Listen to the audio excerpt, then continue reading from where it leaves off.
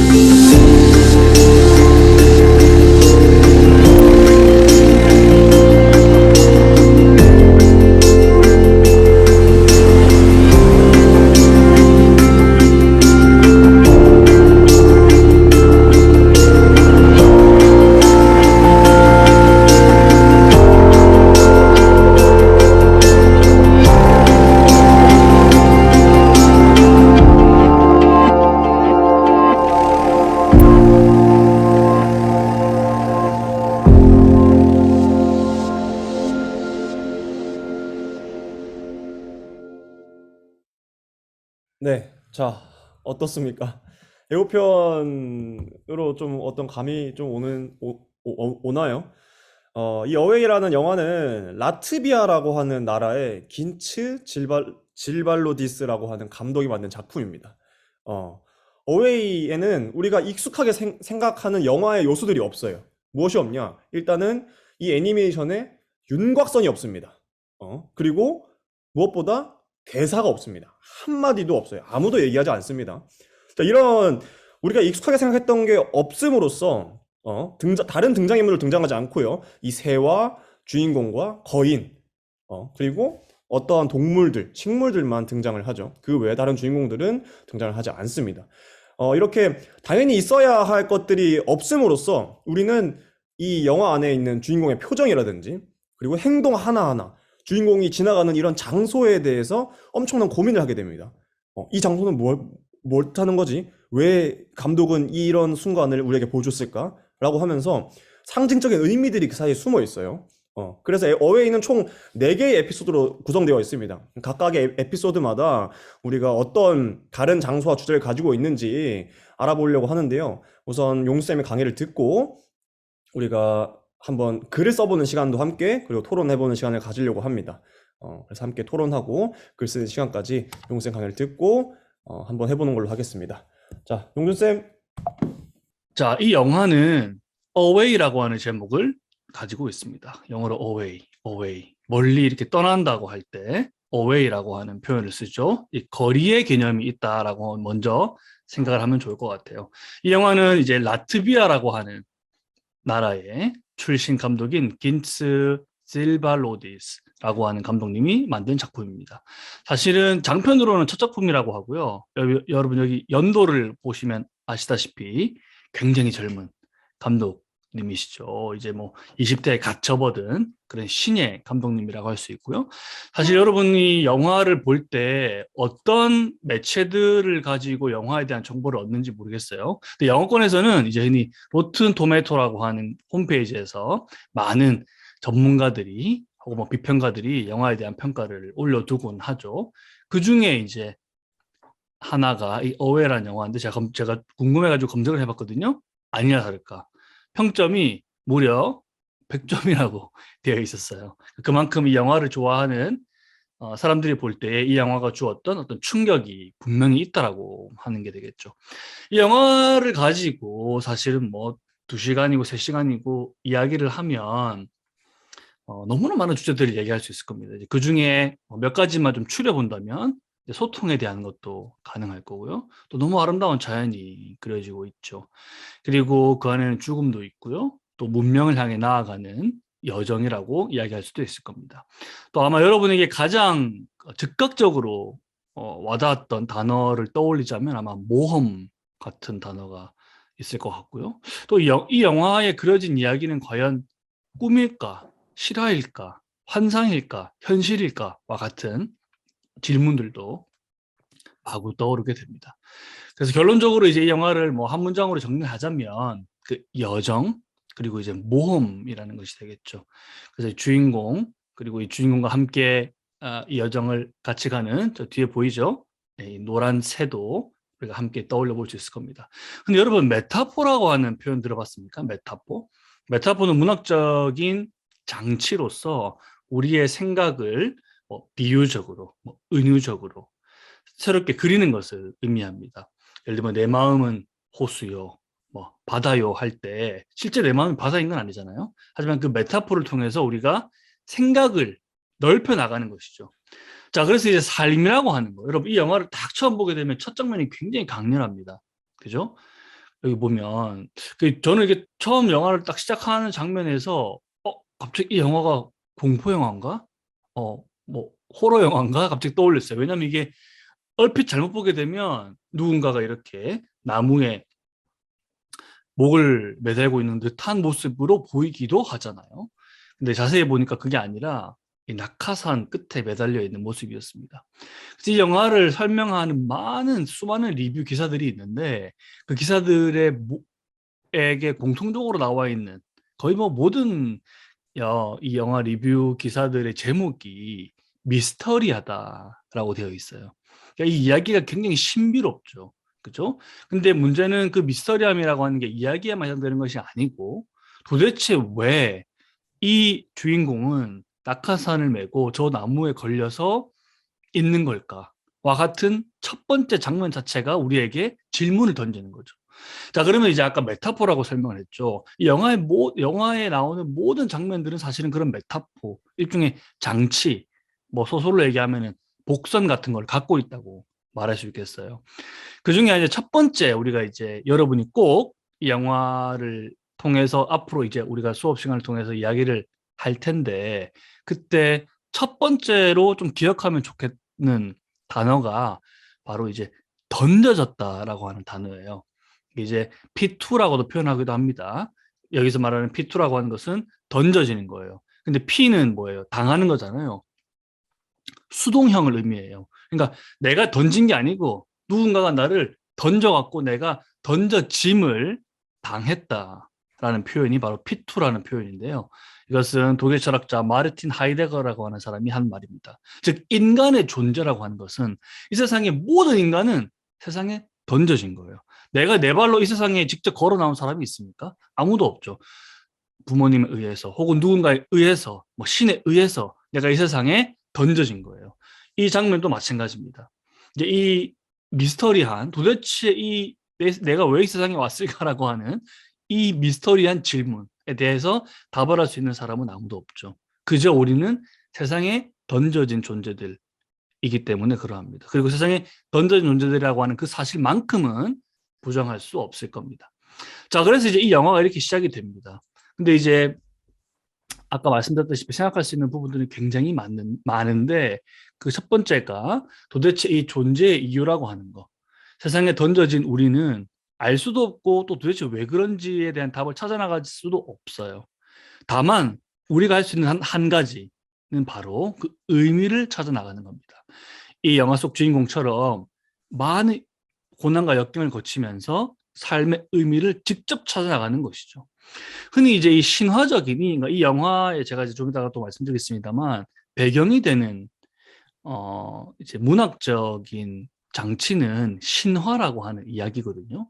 그래서 이제 탄생하고 이 세상에 이제 던져지게 되었죠. 그로부터 이제 고난과 역경을 겪게 되고 심지어 죽음에 다다르기도 합니다. 그러면서 다시 생존, 이제 살아남기도 하고 또 그 과정에서 깨달음을 얻고 성장을 하게 되고 또 인내심을 이제 기르게 되고 또 결국에는 지혜를 얻게 되는 그 순환적인 과정을 끊임없이 이 영화가 보여주고 있죠. 이 영화가 이제 몇 개의 챕터로 나눠져 있지 않습니까? 그 챕터마다 흔히 이제 뭐 예를 들면 인디고 서원을 혹은 아름샘 수업을 인디고 수업을 졸업했던 선배들은 내 청춘의 오아시스다 이렇게 표현하거든요. 이 영화의 첫 장 제목이기도 하죠. 여러분에게 오아시스는 무엇일까? 이런 이야기들도 해볼 수 있을 겁니다. 그러니까 그만큼 이 영화에 숨어 있는 복선들 혹은 메타포들, 아이디어들이 굉장히 다양하다라고 하는 거예요. 그 중에 하나가 바로 이 삶에 있어서의 과정을 우리가 하나하나 다 짚어볼 수 있다는 겁니다. 흔히 이제 조지 캠벨이라고 하는 유명한 신화학자가 우리에게 그려준 영웅의 여정 지도예요. 처음에 세상에 던져진 거예요. 자유라고 하는 게 딴 게 아니고 던져지고 출가, 집을 나가는 거죠. 여기도 마찬가지죠. 내가 알지 못하는 어떤 미지의 공간에 발을 들어놓게 되는 거예요. 조력자들 굉장히 많이 나오죠. 특히 여기서의 조력자는 이제 인간 존재가 아니라 동물들로 묘사되고 있지 않습니까? 그것도 굉장히 상징적인 부분이라고 할 수 있는데 그러면서 시련을 겪게 되고 또 제가 생각할 때 영화의 가장 아름다운 장면 중에 하나는 이제 바다라고 할까요? 그 호숫가에서 이렇게 몸을 담그고 이렇게 수영을 하고 또 그 물을 마시고 하는 그 아주 아름다운 깨끗한 장면이 있지 않습니까? 그런 장면들이 머릿속에 아주 많이 뇌리에 오래 기억에 남는 장면이기도 한데 그게 바로 조셉 캠벨이 묘사했던 영웅들이 겪게 되는 일련의 삶의 과정이라는 거예요. 자, 그러면 이 영웅들은 누구이냐? 라고 했을 때 바로 여러분이라고 하는 겁니다. 사실 이제 이 영웅, 제가 이제 여러분에게 들려드릴 오늘 핵심적인 이야기 중에 하나는 영화 어웨이에 대한 것으로부터 해볼 수 있는 바로 이 오디세이아라고 하는 작품이에요. 호메네스라고 하는 작가가 쓴 일리아스와 오디세이아는 서양에서의 최초의 문학 작품으로 알려져 있습니다. 그중에 오디세이아는 10년 동안 여러분 아마 들어봤을 트로이 전쟁에서 가장 위대한 영웅인 오디세이아가 10년에 걸쳐서, 그러니까 9년 넘는 전쟁에 걸쳐서 승리를 하고 이제 집으로 돌아가야 하는데, 여러분 한번 생각해 보세요. 내가 10년 이상 집을 나왔다가 다시 이제 돌아가야 되는 거예요. 그러면 얼마나 머나먼 길을 돌아왔겠어요. 그죠? 그러면 그 돌아가는 길마저도 아주 험난하겠죠. 그래서 이 오디세이라고 하는 작품은 이제 총 24권의 대서사시로 이루어진 굉장히 장문의 대서사시입니다. 여기서 이제 시라고 하는 것은 이야기, 서사를 담고 있긴 하지만 음을 갖고 있는 시의 형식으로 쓰여진 글이라고 하는 거예요. 그래서 고향인 이타카까지를 돌아가는 과정에서 겪게 되는 그 험난한 여정과 고난과 역경과 방랑을 그린 그런 이야기입니다. 그래서 몇 가지만 소개해드리려고 하는데요. 그 장면들을 여러분 딱 들어보면 내가 방금 어웨이에서 본 장면인데? 라고 하는 게 분명히 떠오르실 거예요. 그래서 이 오디세이라는 작품을 보게 되면 고립되기도 하고요. 그러니까 고립된 섬에 갇히기도 하고요. 또 끝이 안 보이는 망망대해를 항해해야 되는 장면도 그려지기도 합니다. 또 세계의 끝에서 도달해서 소위 말하는 그 막장이라고도 표현하잖아요. 거기에 부딪혀서 다시 돌아와야만 하기도 하고, 심지어 하데스라고 하는 지옥도 경험하게 된다는 거예요. 제가 아까 메타포라는 설명을 했죠. 우리의 삶이라고 하는 것도 여러분도 내가 정말 지옥 같아 이런 표현 쓰지 않습니까? 혹은 너무 앞이 안 보여 깜깜해 라고 할 때 그 삶에 우리가 삶 속에서 겪게 되는 어떤 장면들, 경험들이 이 영화 속에서도 또 오디세이라고 하는 작품 속에서도 반복적으로 그려지고 있다라고 하는 겁니다. 자, 여러분 이 영화에서 본 장면 기억나나요? 요렇게. 물론 특히 이제 이 영화가 가장 호평받는 이유 중에 하나는 우리가 늘 디즈니 혹은 뭐 픽사와 같은 영화들 속에서 어떤 면에서 보면 비슷하면서 반복적인 이미지와 캐릭터들이 많잖아요. 근데 이 영화는 완전히 다른 그래픽적인 그림을 보여주고 있다. 요소를 가지고 있다. 이런 면에서 많은 평론가들의 호평을 받았습니다. 자, 그 중에 특히 이제 영화의 초반부에 보게 되면 요렇게 이렇게 관문을 통과하는 것처럼 보이는 그림이 분명 여러분 머릿속에 떠오를 거예요. 그러니까 이것은 인간이 흔히 이제 삶에 비유할 때 우리가 하나의 관문을, 여러분이 뭐 예를 들면 초등학교에서 중학교를 가고 중학교에서 고등학교를 가고 하는 것도 일종의 관문을 끊임없이 통과하면서 무언가 삶의 목표로 도달하고자 하는 그런 모습을 그리고 있다라고 말할 수 있겠습니다. 이 감독님의 전작이 아마 여러분 그 유튜브에 검색해 보면 나옵니다. 아쿠아라고 하는 영화가 있어요. 이 7분 남짓한 8분이 채 안 되는 짧은 단편 영화예요. 근데 이 영화의 주제가 뭐냐? 물을 무서워하는 고양이가 바다를 헤엄쳐서 육지에 가야 되는 이야기예요. 아니 물을 무서워하는데 호수도 아니고 바다를 헤엄쳐서 육지를 가야 된다? 그러니까 그만큼 삶이라고 하는 것이 여러분도 마찬가지 전혀 준비되지 않은 상태로 아까 뭐라 그랬죠? 내던져짐 당한 상태인 거죠. 그럼 우리가 그 삶을 살아가야 되는데 어떻게 살아갈 거냐라고 하는 것이 바로 이 감독님이 만든 작품들을 관통하는 주제이다. 이렇게 평가를 받고 있습니다. 아쿠아라는 영화도 여러분 직접 검색하시면 볼 수 있으니까 관심 있는 친구들을 보시면 여기서도 말하자면 우리가 흔히 보는 아주 3D의 휘황찬란한 그런 그 그래픽이 아니고 아주 단순한데 그 속에 굉장히 강한 울림이 있는 그런 작품이라고 할 수 있겠어요. 자, 그럼 여기서 이제 마찬가지 영화를 보게 되면 관문을 지나려고 하는데, 그죠? 또 오토바이라고 하는 게 덩그러니 거기 놓여져 있잖아요. 그럼 그런 조력을 받아서 관문을 통과를 하려고 했더니 관문을 가로막고 있는 거인의 모습이 있습니다. 근데 여러분 저 동그란 거인 한번 여기 다시 볼래요? 이 모습이 오디세이아도 정확히 그대로 그려져 있어요.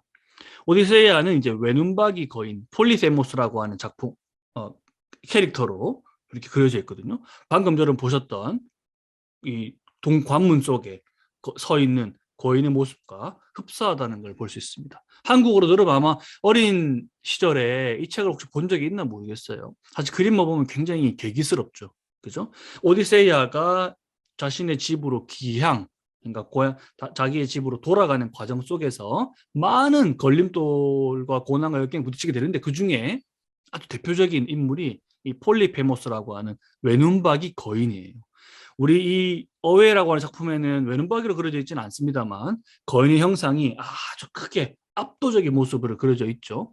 여기도 마찬가지. 오디세이아도 이 폴리페모스라고 하는 거인과 오디세이아가 서로 맞붙어서 싸우게 되는 장면을 많이 묘사하고 있습니다. 자, 여러분 이 작품 은 보시겠어요? 키클롭스 부족의 이제 폴리페모스가 부족의 한 인물이라고 말할 수 있을 거예요. 여러분 포세이돈 들어봤죠? 포세이돈 이 바다의 신이 노해서 오디세이아가 배를 타고 항해를 해서 집으로 돌아가야 되는데 저렇게 막 파도가 몰아치는 거예요. 왜? 포세이돈의 아들인 폴리페모스가 오디세이아와의 싸움에서 지고 아버지에게 부탁을 해서 바다 전체를 뒤흔들어 버려서 오디세이아가 말하자면 이 바다 끝으로 내몰리게 되는 그런 상황을 만드는 겁니다. 저기 벽돌을 들고 있는 거인이 있죠. 실제 작품을 보게 되면 벽돌만이 아니라 산, 거의 뭐 섬 하나를 던져다가 오디세이아 향해서 잡아 던진다 이런 표현들도 나옵니다.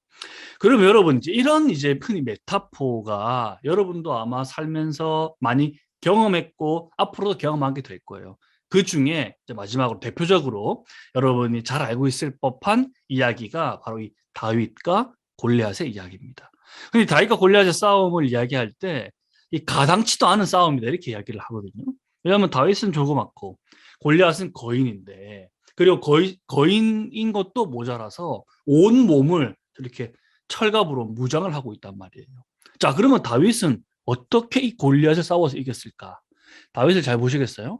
보게 되면 슬링이라고 해서 조그마한 이 천에다가 돌멩이, 벽돌을 넣어갖고 이렇게 돌려가지고 다윗이 던진 그 돌멩이에 골리앗의 이 한 가운데 실제 오디세이아 같은 경우도 폴리페모스의 외눈박이잖아요. 그 눈을 칼로 이렇게 찔러서 죽이게 됩니다. 창으로. 다윗도 마찬가지죠. 돌멩이를 던져서 골리앗의 이마 한 가운데를 맞춰서 싸움에서 이기게 되죠. 근데 여러분의 삶도 이렇게 묘사해 볼 수 있을 것 같아요. 우리 모두는 말하자면 영어로는 언더독이라고 표현하죠. 약자이고 힘없는 사람으로 이 세상에 던져진 거예요. 그럼 이 영화에서 사실은 아주 아름답게 그 과정을 묘사하고 그래픽적으로 아름답게 묘사하고 있습니다만 거인과도 싸워야 되고 내 앞에 있는 역경도 극복해야 되고 여러분의 삶도 그런 비슷한 모습을 띠지 않을까라는 생각이 들어요. 자, 그럼에도 불구하고 이 영화가 우리에게 들려주는 것은 결국은 두려워하지 말고 나 자신을 찾아가고 이 관문을 통과하다 보면 나를 위한 그 삶의 문이 언젠가는 열리게 되고 혹은 낙원에까지도 아름다운 천국까지도 도달할 수 있게 될 것이다. 당도하게 될 것이다. 라고 하는 메시지를 우리에게 던져주고 있다고 생각해요. 그리고 그 아름다운 천국, 그죠? 오아시스의 모습이 너무나 형용할 수 없을 정도로 아름답게 그려져 있는 것을 볼 수 있습니다. 자, 그래서 방금 여러분 잠깐 언급드렸던 그 조지 캠벨이라고 하는 분이 쓴 책의 제목이기도 해요. 그 블리스라고 해서 신화적인 이야기, 특히 영웅들의 이야기라고 하는 것이 궁극적으로 담고 있는 단 하나의 교훈이 있다면 결국 이 블리스라고 하는 단어로 요약된다 이렇게 표현해요. 이 블리스라고 하는 것은 뭐 한국어로 표현하면 신의 축복이기도 하고 신의 가호이기도 하고 여러 가지 단어들로 번역이 됩니다만 그 은총을 떠올리면 될 것 같아요. 즉 내가 이 고난과 역경을 극복하는 사실은 그 여러분도 원치 않은 그런 수모와 모욕도 경험하게 될지도 몰라요. 하지만 이 영화 어웨이의 주인공처럼 또 오디세이아처럼 여러분이 스스로 생각하고 있는 목표를 향해서 신의 가호를 받아서 여기 말하는 신이 비단 하늘나라에 있는 그런 신만을 말하는 것은 아닐 겁니다. 여러분 마음속에 있는 그런 선한 의지를 갖고 이 여정을 내가 충분한 환희를 가지고 의미를 찾아 나갈 수 있다면 우주가 여러분을 위한 그런 문을 열어줄 것이다 라고 하는 이 메시지가 저는 이 어웨이라고 하는 영화가 우리에게 들려주는 핵심적인 이야기가 아닐까라는 생각을 해보았고요. 다음에 여러분이 기회가 된다면 우리가 오디세이아와 관련된 이야기를 더 해보면 좋겠죠. 하지만 결국은 이 오디세이아 그리고 어웨이라고 하는 영화가 우리에게 들려주는 바는 첫 번째, 우리 모두는 내던져진 이 삶을 살아가야만 하는 의무가 있다라고 하는 사실. 그리고 궁극적으로 그 내던져진 그 누구도 우리가 원치 않았지만 내던져짐을 당한 이 삶을 어떤 의미에서든 의지를 갖고 이 모험을 내가 충분히 즐길 수만 있다면 그 끝에는 블리스, 그러니까 환희가 있을 것이다 라고 생각을 하면 좋을 것 같아요. 자, 그래서 오늘 여러분 수업 시간을 통해서 친구들과 함께 이 영화를 통해서 내가 배운 것들, 생각한 것들, 또 여러분이 제가 보지 못했던 또 새로운 메타포들도 분명히 발견하셨을 거라고 생각합니다. 그래서 그 이야기들을 함께 나눠보는 시간을 갖도록 하겠습니다. 아시겠죠? 고맙습니다. 결국에는 주인공은 왜 길을 떠날까라고 하는 것들. 여러분 스스로가 용주쌤이 이야기를 해주셨지만 여러분 모두가 주인공이다. 우리도 이런 역경들, 역경이라고 한다면 뭐 누구에게는 수능일 수도 있을 거고요. 누구에게는 당장 중간고사, 기말고사일 수도 있을 거고요. 이런 것들. 우리 모두 이런 내던져진 삶을 어떻게 살아갈 것인지에 대한 고민, 이 고민을 하는 것부터가 바로 어웨이, 떠난다는 거죠. 떠나고 나아간다는 것일 겁니다. 이렇듯 우리가 지금 이 삶을 충분히 내가 살아가고 싶은 의지만 있다면, 이 모험을 충분히 즐길 수 있는 것만 있다면, 또 뭐라고 했죠? 블리스, 은총이 찾아올 것이다. 그런 환희가 찾아올 것이다 라고 합니다. 1시간 반의 이 긴 시간 동안 참여해 주시고 또 글도 써주신 내용들은 잘 정리를 해서 뭐 인스타그램이나 여러 가지 형식으로 공유를 하도록 할게요. 이름은 올라가지 않고요. 내용들만 위주로 해서 공유를 하도록 하겠습니다. 여러분은 이 어웨이 영화를 보면서 아니면 강의를 들으면서 이 신화적 요소에 대한 이야기를 들으면서 어떤 생각을 좀 들었나요? 여러분의 삶의 여정에, 삶의 모험에 조금 나침반이 되었으면 좋겠다는 생각이 듭니다. 오늘 1월 12자 자연 강의는 이렇게 마무리를 하고요. 2월 강의는 2월 26일 날 진행하고요. 참된 삶의 의미를 찾아서라고 하는 내게 남은 삶이 1시간뿐이라면 이라고 하는 책을 바탕으로 정말 여러분이 우리가 그런 말이 있잖아요. 당장 내일 지구가 멸망한다면 나는 한 그루의 나무를 심겠다. 라고 하는 그런 말이 있는 것처럼 여러분이 당장 1시간 뒤에 지구가 멸망이에요. 내가 1시간밖에 못 산다고 누군가의 신에게 통보를 받았어요. 그렇다면 여러분들은 무엇을 할 건가요? 뭐 사랑하는 연인에게 연락을 할 건가요? 친구에게 연락을 할 건가요? 부모님과 함께 시간을 보낼 건가요? 이렇듯 이 프랑스 노 철학자가 이야기하는 삶의 가치와 본질에 대한 철학적 질문들이라고 돼 있지만 좀 더 쉬운 방향으로 우리는 이 코로나라는 것을 겪고 이런 상황 속에서 어떤 것들을 잃어버렸고 어떤 것들을 우리가 또다시 생각해내야 되는지, 여러분의 삶에서 어떤 가치들을 좀 중요하게 가져갈 것인지에 대한 이야기를 나눠보려고 합니다. 오늘 토론 내용이 좀 즐거웠고 다음 회가 또 기대된다면 방금 보내드린 링크로 바로 신청이 가능합니다. 신청해 주실 분들은 신청을 해주시면 좋을 것 같아요. 네, 오늘도 고생 많았습니다. 다음에 또 더 즐겁고 더 재밌고 더 신나는 내용으로 공유되면 좋겠습니다. 고생 많았어요. 고맙습니다.